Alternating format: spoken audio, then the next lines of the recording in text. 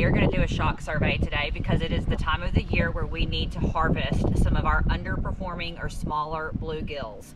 And the way that we do that is by getting on the shock boat. Electrical current will feed into the water and stun the fish. This is a completely harmless and the most safe and effective way to look at the overall condition of our fish. So do you think by the end of the day you might touch a fish?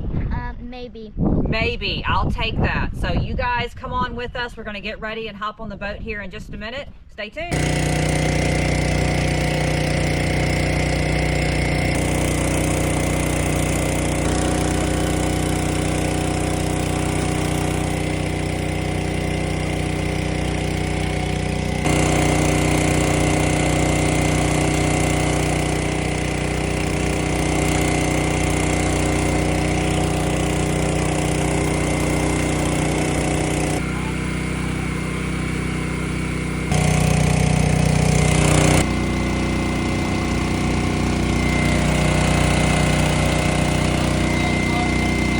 So we've done one quick trip around. Live well is already full. You see we've got bluegill, crappie.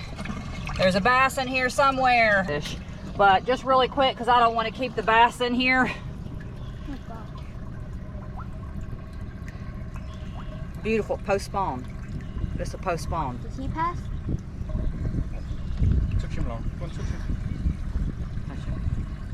There you go. All right. We're going to go ahead and get this bass released back in the water. Great condition. And she's gone. All right, we got another one here. Whoa, all right. See, when they start to wake up from that shock, they really do come back to. Not much to say about this one. Looks a little lean and mean. I think it's a male. That is a male. That one looks like a piranha. A piranha? We may have a piranha in here, so I'm going to go ahead and release this bass, and we're going to see if Lauren's right. Do we have a piranha? Let's see. That thing. Right here? No, that. This one? Yeah. You guys think this is a piranha? It looks like a piranha thing. I was confused. Might be. Never know out here at the Slab Lab. But what we want to see today is overall condition. What is the health like on these fish? Do they have room to go the distance? And that's what we've seen round one. So we're going to check out round two. We had a couple of bass that they looked a little big.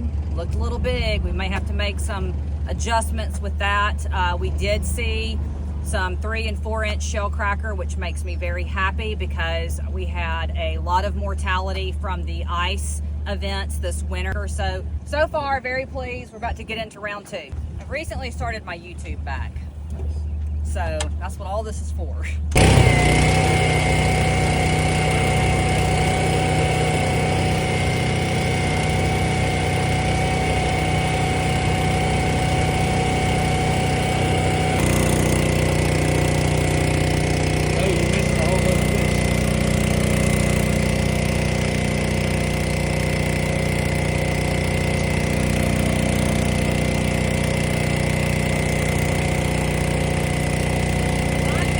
Scale that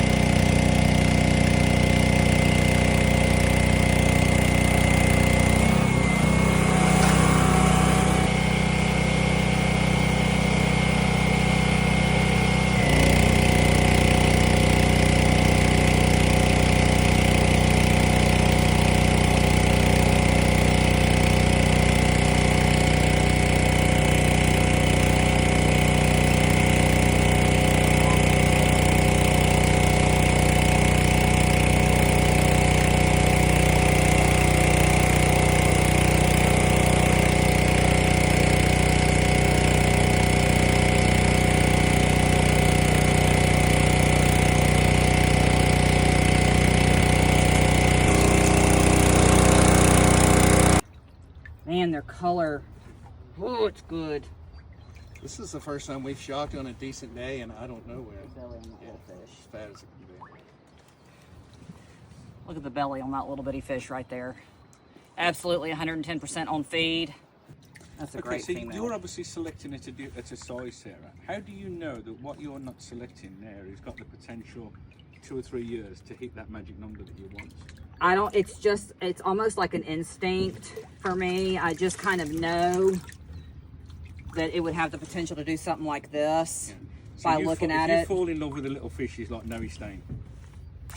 Do what? I didn't hear you, sorry. If you fall in love with a little fish and you look at its conformation, its coloration, you can say, yeah, I'm keeping that one. Yes, and I'm going to primarily keep males. Yeah. So that's always the goal, and that's one of the trends that we're seeing right now. Go ahead and lift those so I can finish saying this. That's one of the trends that we're seeing right now is we're seeing a lot more males when we're out here versus a mix. And that's the product of selectively harvesting.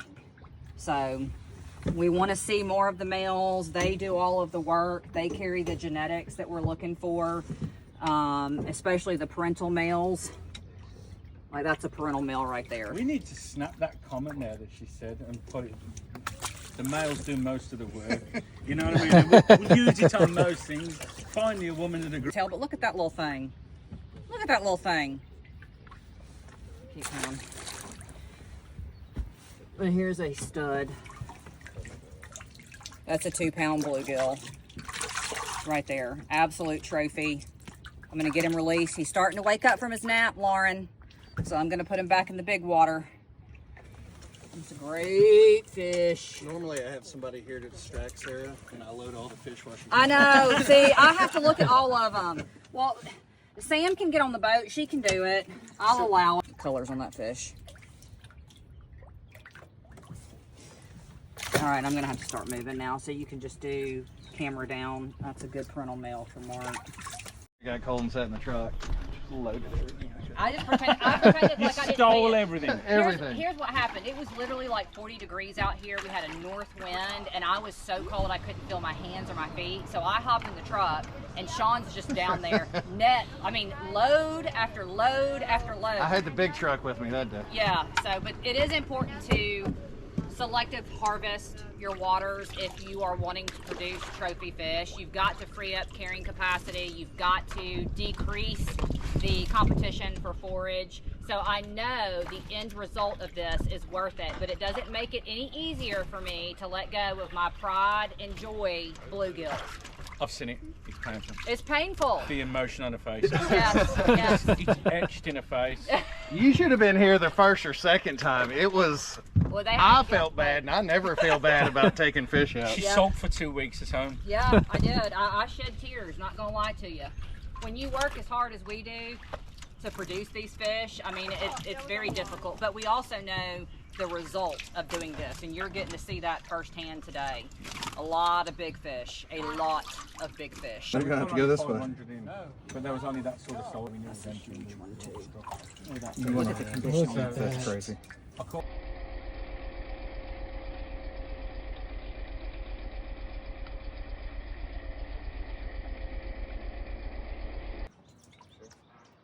Look at that fish. I should have said it out loud. That's fine. I don't get credit for it. That's all right. We're good. So I made a post a couple of weeks ago about Dad and I thinking that we had some crappie out here that were taking feed. We took a second step and decided to cut open the crappie and see what was in their bellies. We had a few that did have pellet feed in their bellies. I think that is a clear sign that the crappie out here are in fact taking feed. So I want to get the expert opinion. Sean, expert opinion. Well, you see, we've shocked this lake. We've 2 runs. We don't have any bluegill that guy can eat.